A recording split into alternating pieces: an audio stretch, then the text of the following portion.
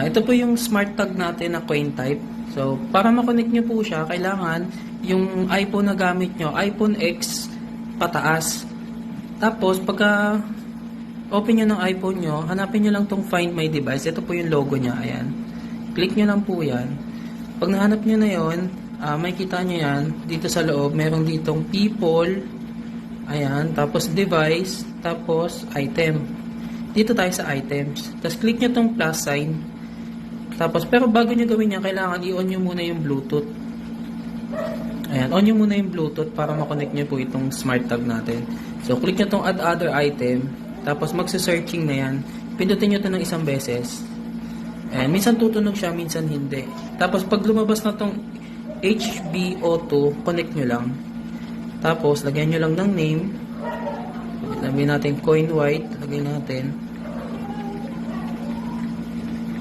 Tapos, continue. Tapos, may mili kayo ng icon. Ayan. Ayan. Kapag tumunog na siya ng ganun, ibig sabihin, okay na po yan. So, ayan. Kung papapansin nyo, makikita na natin siya dito. Ayan. Tapos, pwede nyo siyang patunugin. Halimbawa, nilagay nyo to sa wallet nyo. Nawala yung wallet nyo. Pwede nyo siyang patunugin. Ayan. Tapos, halimbawa, nawala naman yung motor nyo, sasakyan, truck, gusto nyo puntahan. Nilagay nyo siya nito. Click nyo lang itong direction. And automatic yan, dadalhin niya kayo sa exact location ng smart tag natin.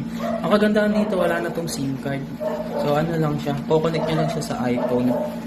Satellite based siya. Ayan po.